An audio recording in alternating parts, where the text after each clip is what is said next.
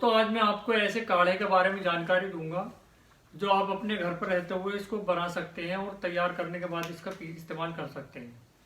और इसके अंदर एक ऐसी मामूली सी छोटी सी चीज़ मिलाई जाती है जिसके बारे में मैं आपको बताऊंगा।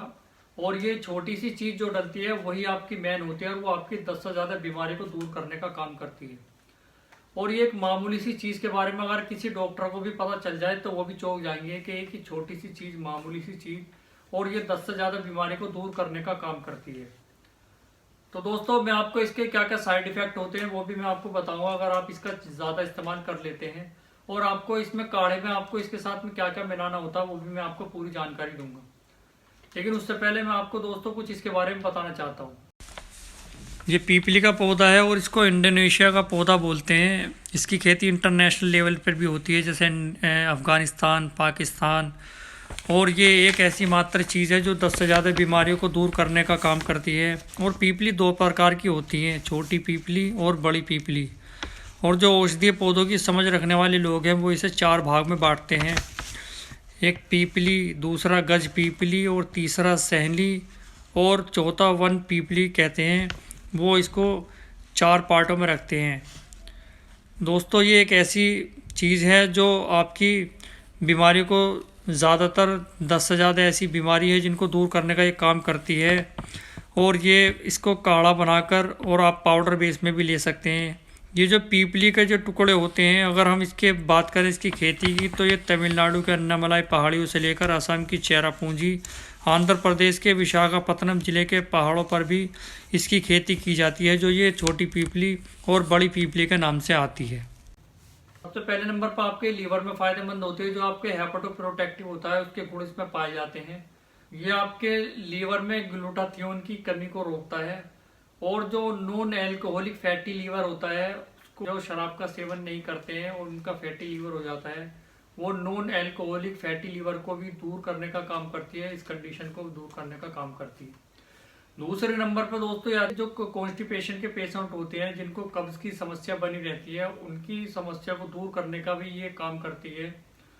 और तीसरे नंबर पे यह है कि जो मलेरिया के पेशेंट होते हैं जिनको मच्छर के काटने से बीमारी फैल जाती है, उनकी बॉडी में एक वायरल फैल जाता है, तो उसको भी दूर करने का ये काम करते हैं। दोस्तों, आप इसका इस्तेमाल कर सकते हैं। चौथा ये है कि जो एंटी माइक्रोबियल कोलेरा जैसे बैक्टीरिया से ये बचाव करता है, तो ये बैक्टीरियल इन्फेक्शन के लिए बहुत ही ज्यादा फायदेमंद होता है। पांचवें नंबर पे दोस्तों, ये खांसी के पेशेंटों को सबसे ज्यादा फायदेमंद होता है। जो आजकल खांसी जो चल रही है और सर्दी में ज्यादातर पेशेंटों को खांसी की प्रॉब्लम होती है और उनको खांसी बनी रहती है, तो ये आपकी खांसी की समस्या को दूर करने का काम करते हैं, क्योंकि ये इसके अंदर एक एंटी टसिव होता है और ये आपकी खांसी की प्रॉब्लम को दूर करती है। और आपकी जो लंग में जो आपकी सांस लेने की जो नली बंद हो जाती है उसको खोलने का काम करती है और आपके कफ को बाहर निकालने का काम करती है, यानी कि कंजेशन में भी आपको ये रिलीफ देता है। तो आप इसका इस्तेमाल इसमें भी कर सकते हैं। और आपका ये डाइजेस्टिव सिस्टम को भी बनाए रखने में बहुत ही ज़्यादा मददगार होता है। और आप जिसके डाइजेस्टिव सिस्टम खराब होता है वो भी इसका इस्तेमाल कर सकते हैं,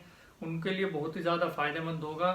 जो डाइजेशन से परेशान है या उनका डाइजेस्ट खाना नहीं हो पाता है, उसका भी वो इस्तेमाल कर सकते हैं, उनके लिए बहुत ज़्यादा फायदेमंद हो। और इसमें जो दांतों के जो पेशेंट होते हैं जिनके दांत में दर्द होता रहता है और उनकी समस्या बनी रहती है, दांत कभी हाथ लगाकर दांत को पकड़े रहते हैं और बहुत ज़्यादा प्रॉब्लम होती है, तो वो भी इसका इस्तेमाल कर सकते हैं, उनके लिए बहुत ही ज़्यादा फायदेमंद होगा। में पाइपरीन एल्कलॉइड पाया जाता है जो आपके दांतों की समस्या को दूर करने का काम करती है। और ये जिसके दांतों में दर्द बना रहता है और कंडीशन उनके दांतों की बनी रहती है, तो वो भी इसका इस्तेमाल कर सकते हैं। जिनके दांतों में दर्द हर वक्त रहता है या वो परेशान है अपने दांतों के दर्द को लेकर, तो वो भी इसका इस्तेमाल कर सकते हैं, बहुत ज़्यादा उनके लिए फायदेमंद होगा। और जो दस्तों के जो पेशेंट होते हैं जिनको लूज मोशन की कंडीशन होती है, जो बाहर से खाते रहते हैं, कभी वो ज़्यादा ओवर कर लेते हैं जिसकी वजह से उनको लूज मोशन की शिकायत हो जाती है, क्योंकि वो उसके अंदर एक ऐसे बैक्टीरिया पैदा हो जाते हैं जिसकी वजह से लूज मोशन की कंडीशन बन जाती है। तो ये लूज मोशन के पेशेंटों के लिए भी बहुत ज़्यादा फायदेमंद है, तो वो भी इसका इस्तेमाल कर सकते हैं और उनके लिए बहुत ही ज़्यादा फायदेमंद होगा। जो अस्थमा के जो पेशेंट होते हैं जिनको सांस की प्रॉब्लम बनी रहती है या अपना पंप लेते रहते हैं, जो डॉक्टर उनको बताते हैं, और उनका सांस हर वक्त उखड़ता रहता है, तो वो भी इसका इस्तेमाल कर सकते हैं इस काढ़े का। तो वो काढ़े को बनाकर पिए, उनके लिए बहुत ही ज़्यादा फायदेमंद होगा, क्योंकि ये लंगों को स्ट्रॉन्ग करने का काम करती है और उनके फेफड़ों की सफाई करने का काम करती है, मजबूत बनाने का काम करती है। तो इसका पीपली का आप काढ़ा बनाकर उनको पी सकते हैं। जो अस्थमा के पेशेंट हैं उनके लिए बहुत ही ज़्यादा फायदेमंद होगा। और लास्ट में मैं आपको बताता हूँ, जो आखिरी में जो जो आपकी इंटेस्टाइन होती है, स्मॉल इंटेस्टाइन या फिर लार्ज इंटेस्टाइन जिसको हम आंत बोलते हैं, तो ये आपकी आंतों की क्षमता को भी बढ़ाता है और आपकी आंतों को स्ट्रॉन्ग बनाता है। अगर आप इस काढ़े का इस्तेमाल करते हैं तो आपके लिए बहुत ही ज़्यादा फायदेमंद होगा और आपकी इन 10 बीमारियों में बहुत ही ज़्यादा कारगर है, ये बहुत ही ज़्यादा फायदेमंद है। और मैं अब आपको इसमें दोस्तों बता देता हूँ कि आपको इसमें क्या क्या मिक्सअप करना है। तो इसमें सबसे पहले तो आपको 1 कप पानी लेना है, आपको 1 चम्मच पीपली का पाउडर लेना है और 1/4 चम्मच आपको हल्दी का पाउडर लेना है और 1/4 चम्मच सौंठ का पाउडर लेना है।